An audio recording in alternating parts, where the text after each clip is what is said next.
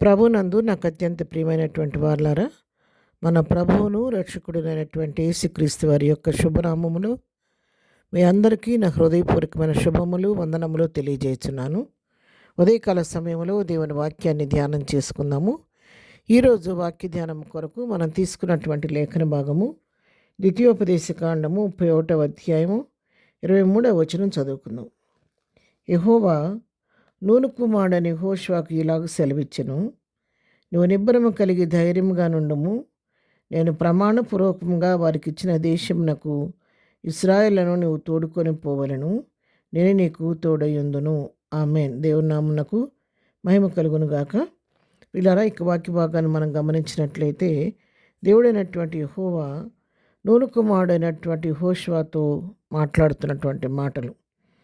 మరి ఇశ్రాయేల్ ప్రజలను కనానీ యాత్రలో నడిపించే క్రమంలో మోషే తర్వాత యెహోషువ నాయకత్వం వహించి తన ప్రజలను నడిపించడానికి ప్రారంభించినప్పుడు దేవుడు యెహోషువను ధైర్యపరుస్తున్నాడు.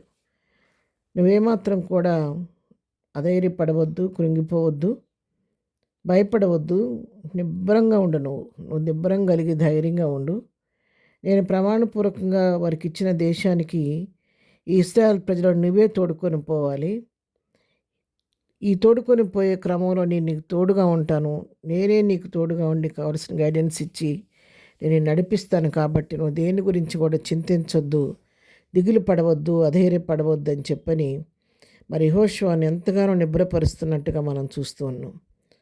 తన ప్రజలను నడిపించే విధానంలో మోషేకు తోడై నడిపించిన దేవుడు మోషే తర్వాత యెహోషువకి ఆ యొక్క పని బాధ్యత అప్పగించిన తర్వాత మోషేకి ఎలాగ తోడుగా ఉన్నాడో యెహోషువ కూడా అలాగే తోడుగా ఉండి తన ప్రజలు నడిపించే విషయంలో ఎంతగానో ముందుండి నడిపించే విధానం మనం చూస్తూ ఉన్నాం. ఆ నడిపించే ముందు వారితో మాట్లాడుతున్నాడు, యెహోషువతో మాట్లాడుతున్నాడు.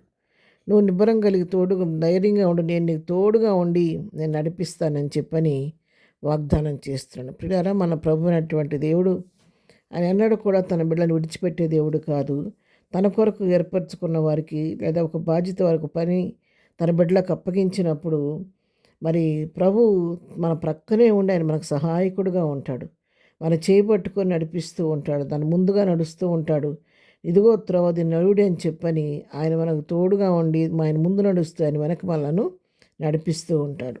ఎన్నడూ కూడా ఆయన చేయి విడిచే దేవుడు కాదు. అందుకే హెబ్రీ పత్రిక 13వ అధ్యాయంలో మనం చూస్తామని ఆయన ఎన్నడను విడువను ఎడబాయనని చెప్పిన దేవుడు నిత్యం మనతో ఉండి, ఆయన ఎన్నడూ ఎడబాసే దేవుడు కాదు, విడ్నాడే దేవుడు అంతకంటే కాదు. నిత్యము మనతో ఉండి మన చేయి పట్టుకొని వెన్నుతట్టి ధైర్యం చెప్పి ముందుకు నడిపించే దేవుడు. ఈ ఉదయకాలం వాక్యటువంటి పిల్లరా, మీతోనూ నాతో ప్రభు మాట్లాడుతున్నాడు. యెహోషువతో మాత్రమే కాదు, ఆయన పైన ఆనుకున్న మనందరినీ కూడా ప్రభు అలాగే నడిపించే దేవుడై ఉన్నాడు. మనం ఒక పని మనకు ప్రభు అప్పగించాడంటే, ఒక బాధ్యత మనకు అప్పగించాడంటే, ఒక పని మనం పూనుకున్నామంటే దేవుడు యెహోషువకు తోడున్నట్లుగా నీకు నాకు కూడా తోడుగా ఉండి వాళ్ళని నిబ్బరపరిచి ధైర్యపరిచి తన యొక్క గైడెన్స్తో మనల్ని ముందుకు నడిపించే దేవుడై ఉన్నాడు.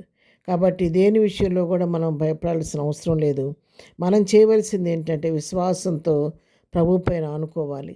మనం ప్రభు పైన విశ్వాసం ఉంచినప్పుడు నా దేవుడు తప్పకుండా నేను నడుస్తున్న ఈ మార్గంలో నాకు తోడుగా ఉంటాడు, నేను చేస్తున్న ఈ పనిలో నా ప్రభు సహాయంగా ఉంటాడు, నాకు తోడు ఉండి ప్రభువుని నడిపించి నన్ను గమ్యానికి చేస్తాను మనం నమ్మితే చాలు.